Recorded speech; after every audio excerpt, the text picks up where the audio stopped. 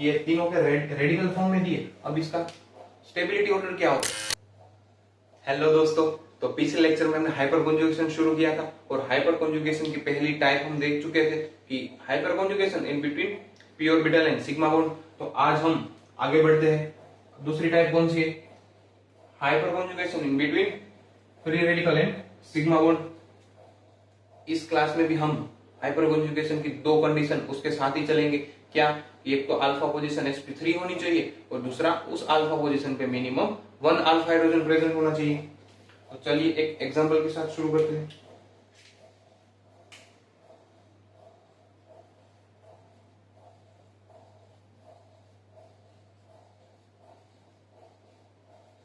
मान लीजिए यहां पर ये फ्री रेडिकल है, ठीक है। फ्री रेडिकल है तो क्या करेगा? देखिए ये फ्री रेडिकल है तो ये इसके अल्फा पोजीशन क्या है? sp3 है। हाँ बिल्कुल है, क्योंकि देखो 1 2 3 4 1 2 3 4 चारों के चारों सिग्मा बॉन्ड है, मतलब ये sp3 पोजीशन है। तो इसको sp3 अल्फा कह देंगे, अल्फा कार्बन। और अल्फा कार्बन की दूसरी कंडीशन क्या थी? मिनिमम 2 अल्फा हाइड्रोजन होने चाहिए। हाँ बिल्कुल है, मिनिमम 1 अल्फा हाइड्रोजन होने चाहिए। यहाँ पे तो हमारे पास दो अल्फा हाइड्रोजन है, मतलब हाइपर कॉन्जुगेशन होगा। तो कैसे होगा वो देखिए। ये इसके अल्फा पोजीशन, तो यहाँ पे ये तो सिग्मा बॉन्ड होगा ही, कार्बन और हाइड्रोजन के बीच में सिग्मा बॉन्ड है। तो ये इलेक्ट्रॉन यहाँ पे आ जाएगा, ये कार्बन का इलेक्ट्रॉन यहाँ पे आ जाएगा और ये हाइड्रोजन, ये बॉन्ड ब्रेक हुआ तो ये निकल जाएगा। क्या बनेगा? ये CH3 वैसे का वैसा, ये CH डबल बॉन्ड CH2 और यहाँ पे H रेडिकल तो यहाँ से निकला वो निकल जाएगा। आई बात समझ में? रेजोनेंस हाइपर कॉन्जुगेशन कैसे हुआ, डीलोकलाइजेशन कैसे हुआ। अब हमने ये हाइड्रोजन रिमूव किया, हम ये भी हाइड्रोजन रिमूव कर सकते थे नीचे वाला, क्योंकि वो भी क्या है? अल्फा हाइड्रोजन भी है। चलो वो एक बार वो करके देख लेते। अगर ये करेंगे तो कैसा होगा? यहाँ पे है तो ये यहाँ आ जाएगा, ये यहाँ पे तो ये रिमूव हो जाएगा, क्योंकि यहाँ पे एक इलेक्ट्रॉन उठाए। मतलब देखो फ्री रेडिकल सिग्मा बॉन्ड, मतलब कार्बन और हाइड्रोजन का सिग्मा बॉन्ड, वो किस में पार्टिसिपेट हो रहा है? हाइपर कॉन्जुगेशन में, क्योंकि वो अल्फा पोजीशन पे है। तो इसका क्या बन जाएगा? ये CH3 वैसे का वैसा, CH3 CH double bond CH2 ऊपर का हाइड्रोजन वैसे का वैसा, क्योंकि हमने नीचे वाला हाइड्रोजन के साथ हाइपर कॉन्जुगेशन करवाया और यहाँ पे है H रेडिकल निकल जाएगा। आई बात समझ में? ऐसे हाइपर कॉन्जुगेशन होता है। और हाइपर कॉन्जुगेशन नंबर ढूंढने के लिए क्या करना था? फाइंड करने के लिए total number of alpha hydrogen. यहाँ पे देखो तो अल्फा हाइड्रोजन कितने हैं? 2। Total number of alpha hydrogen plus structure कितना है? एक ही स्ट्रक्चर ना, ये तो हाइपर कॉन्जुगेशन दिखा है, मेन स्ट्रक्चर तो एक ही था। मतलब total number of total hyper conjugation number is equal to total alpha hydrogen plus structure, मतलब 2 + 1 इज इक्वल टू 3 हो गए हमारे टोटल हाइपर कॉन्जुगेशन नंबर।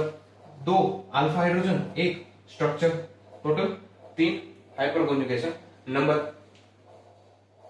और हाइपर कॉन्जुगेशन इंक्रीज होगा, वैसे इसकी भी स्टेबिलिटी क्या करेगी? इंक्रीज करेगी।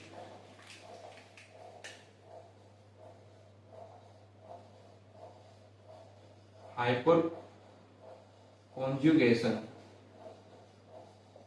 Increase then stability of radicals क्या होगी? इंक्रीज होगी। कार्बोकेटाइन था कल, तो उसमें भी अल्फा हाइड्रोजन इंक्रीज हो रहे थे, कार्बोकेटाइन की स्टेबिलिटी इंक्रीज हो रही थी। यहाँ पे रेडिकल है तो रेडिकल में भी अल्फा पोजीशन पे जितने alpha hydrogen present, number of alpha hydrogen present, उतना ही हाइपर कॉन्जुगेशन ज्यादा होगा और उतनी ही स्टेबिलिटी इंक्रीज होगी। वो भी लिख दो, number of alpha hydrogen increase and stability increase. आई बात समझ में? ये दो सेंटेंस। तो चलिए इसके एग्जांपल्स देखते हैं।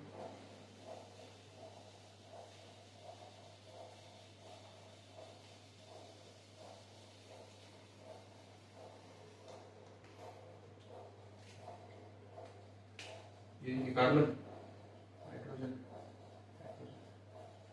यहाँ पे रेडिकल,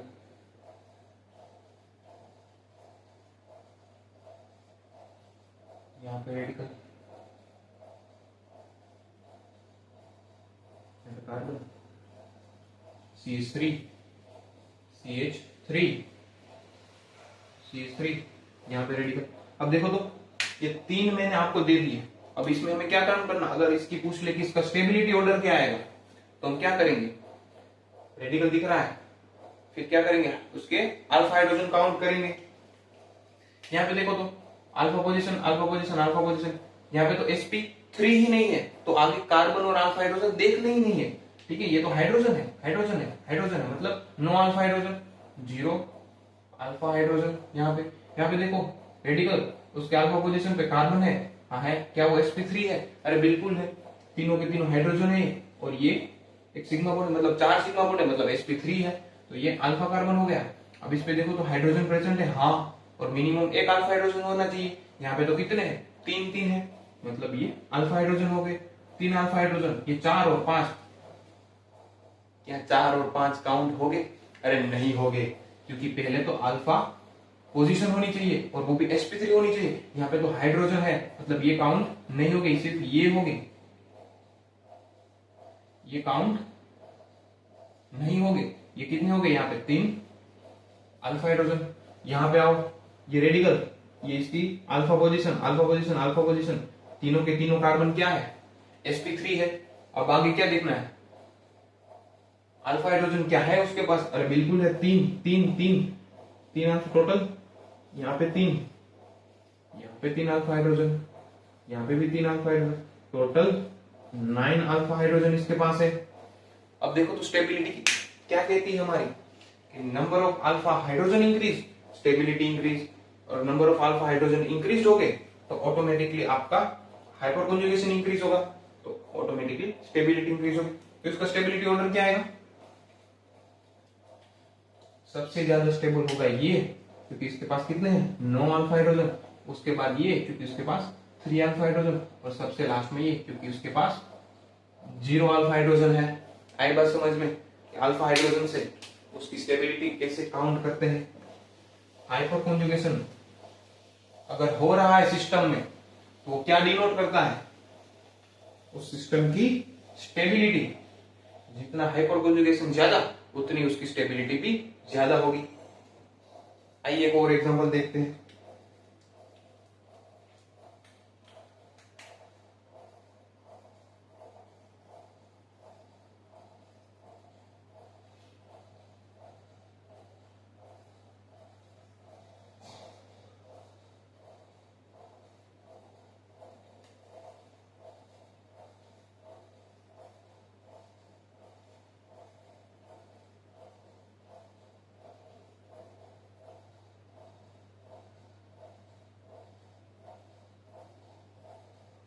ये देखो, ये 3 स्ट्रक्चर दे दिए।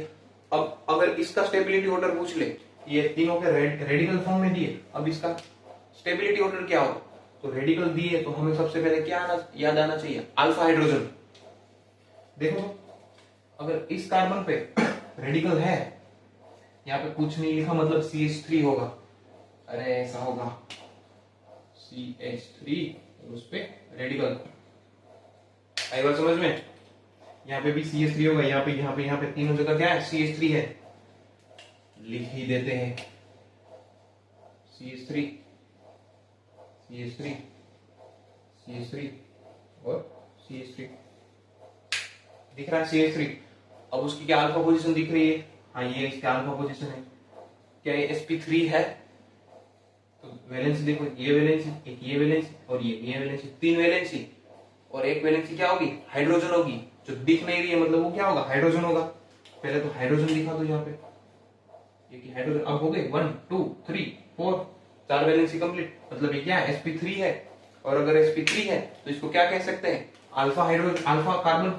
तो ये आपका क्या हो गया, अल्फा कार्बन। अब क्या इस अल्फा कार्बन पे मिनिमम एक हाइड्रोजन प्रेजेंट है, ये एक वैलेंसी, ये 2 वैलेंसी, ये 3 वैलेंसी, यहाँ पे तो नहीं है, लेकिन इस अल्फा कार्बन पे ये एक हाइड्रोजन अटैच है, मतलब ये क्या हो गया, इसका अल्फा हाइड्रोजन। तो मतलब यहाँ पे इसके अल्फा हाइड्रोजन कितने हुए, 1 अल्फा हाइड्रोजन, आई बात समझ में? अब यहाँ पे आओ, यहाँ क्या है, रेडिकल दे दिया है। अब इसका नेक्स्ट कार्बन क्या होगा, अल्फा पोजीशन। तो एक तो ये अल्फा पोजीशन है, ये भी अल्फा पोजीशन है, ये भी अल्फा पोजीशन, क्योंकि तीनों उसके नेक्स्ट कार्बन है। तो ये भी अल्फा हुआ, ये भी अल्फा हुआ, ये भी अल्फा हुआ। लेकिन ये अल्फा sp3 है, वो तो चेक करेंगे। एक दो दो वैलेंसी, दो दिख नहीं रही है, मतलब वो क्या हो गए, हाइड्रोजन हो गए।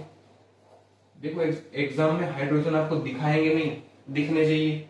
ये रेडिकल, ये इसके अल्फा, यहाँ पे वैलेंसी देखो, ये एक ये वैलेंसी, एक ऊपर जा रही है वैलेंसी, दो है, दो दिख नहीं रही है, मतलब क्या हो गए, अरे हाइड्रोजन हो गए अपने।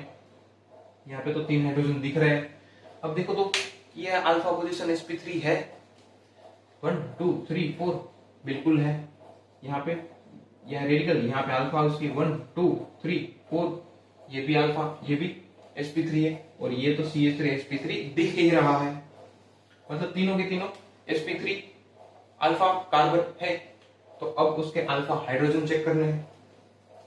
ये देखो तो यहाँ पे 2 अल्फा हाइड्रोजन, ये रेडिकल, ये इसके नेक्स्ट कार्बन मतलब अल्फा, ये रेडिकल इसका नेक्स्ट कार्बन मतलब अल्फा, और अल्फा कार्बन के जितने हाइड्रोजन वो अल्फा हाइड्रोजन, ये 2 अल्फा हाइड्रोजन। यहाँ पे तो 3 अल्फा हाइड्रोजन, मतलब यहाँ पे 2, यहाँ पे भी 2, और यहाँ पे 3 अल्फा हाइड्रोजन। टोटल कितने हुए, 7 अल्फा हाइड्रोजन। अब यहाँ पे आओ, यहाँ पे ये रहा रेडिकल, अब इसकी नेक्स्ट कार्बन मतलब अल्फा पोजीशन, एक तो ये अल्फा होगा, एक इसका नेक्स्ट मतलब ये अल्फा होगा, इसका नेक्स्ट मतलब ये अल्फा होगा। देखो नेक्स्ट नेक्स्ट नेक्स्ट, आई बात समझ में? अब ये तीनों अल्फा sp3 है, वो चेक करो, 1 2 2 क्या हो गए, हाइड्रोजन हो गए, 1 2 3 4, नीचे 2 CH3, ऊपर ये रिंग के वैलेंसी 1 2 3 4, मतलब 4 वैलेंसी है, तो चारों के चारों सिग्मा बॉन्ड है, तो ये भी sp3 हुआ।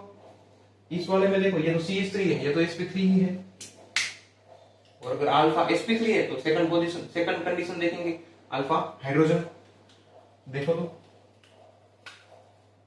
रेडिकल, उसकी अल्फा, उस पे हाइड्रोजन, 2 अल्फा हाइड्रोजन, रेडिकल उसकी अल्फा, उस पे हाइड्रोजन, तो इस पे 3 अल्फा हाइड्रोजन, रेडिकल उसकी अल्फा, यहाँ पे 1 2 3 4, ये तो चारों के चारों कार्बन है, कोई भी अल्फा हाइड्रोजन प्रेजेंट नहीं है। देखो अब ये काउंट मत कर लेना, 3 और 3 और 3 और 3 6 अल्फा हाइड्रोजन, नहीं, रॉन्ग, क्योंकि ये देखो ये रेडिकल, ये उसकी alpha position, direct alpha position पे अटैच्ड हाइड्रोजन होने चाहिए।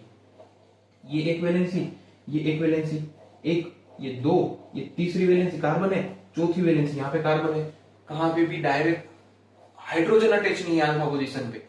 आई बात समझ? यहाँ देखो ये इसकी अल्फा है, तो इस अल्फा पे एक ये वैलेंसी, एक ये वैलेंसी, और ये डायरेक्ट हाइड्रोजन, ये भी डायरेक्ट हाइड्रोजन, लेकिन यहाँ पे तो एक ये 2 वैलेंसी, ये 3 ये 4, मतलब अल्फा हाइड्रोजन नहीं है। आई बात समझ? ये अल्फा कार्बन, लेकिन यहाँ पे अल्फा हाइड्रोजन नहीं है, यहाँ पे कार्बन अटैच है, यहाँ पे भी नहीं, यहाँ पे भी नहीं, यहाँ पे भी नहीं, यहाँ पे भी नहीं, तो यहाँ पे 0 अल्फा हाइड्रोजन है। टोटल कितने हुए, यहाँ पे 2 और ये 3, टोटल 5 अल्फा हाइड्रोजन हुए। अब देखो तो इसकी स्टेबिलिटी कैसे होगी, यहाँ पे 1 अल्फा हाइड्रोजन, यहाँ पे 7 अल्फा हाइड्रोजन, और यहाँ पे 5 अल्फा हाइड्रोजन।